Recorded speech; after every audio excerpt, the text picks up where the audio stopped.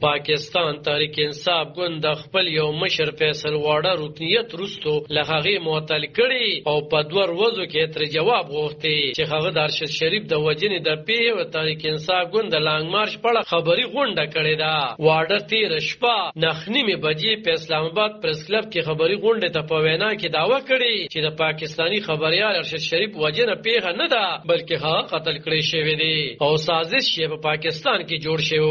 نوموړي چې ارشد شریف په ګاډي کې دننه وجل شوی او یا پر د نږدې نه ډزې شوي دي، په سر او سینه ویستل شوی دی او د ثبوتونو د هغه موبایل او لیپټاپ هم غایب کړی شوی دی. د نوموړي نه پوښتنه شوې چې د ارشد شریف د وژنې سازش چا جوړ کړی، هغه یې نوم نه دی ښکاره کړی، خو ویلی دی چې څو ورځو کې به په دغه اړه نور معلومات هم شریک کړي. د 23 اکتوبر په شپه په کینیا کې د نیروبي سره نږدې د وژل شوي پاکستاني خبریال ارشد شریف جسد یعنی مړی چې د چهارشنبه په شپه نا وخت اسلام آباد ته رسول شوی دی. د کینیا پولیسو د ارشد شریف د وژنې د پیښې په اړه خپره کړې شوې خپل لومړی خبرپاڼه کې ویلي وو چې پولیسو د غلط شناخت له کبله د هغه په موټر ډزې وکړې چې ارشد شریف پکې ناست و. فیصل واړه د تحریک انصاف ګوند د مشر عمران خان لخوا اعلان شوی لانګ مارچ په اړه ویلي چې وینه مرګونه او جنازې ورته پکې په نظر راځي. هغه ویلي چې په لانګ مارچ کې به بې ګناه خلک وجل کیږي چې پکې مهم کسان هم شامل دي،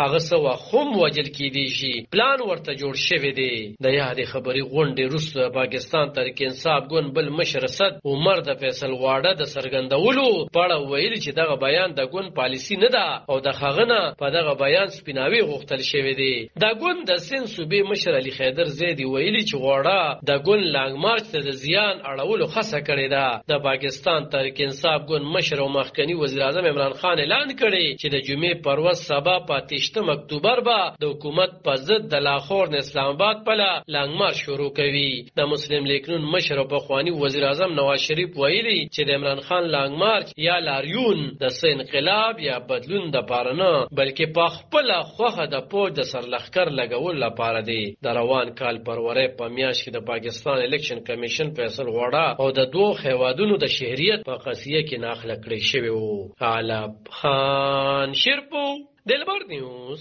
400 پاکستان.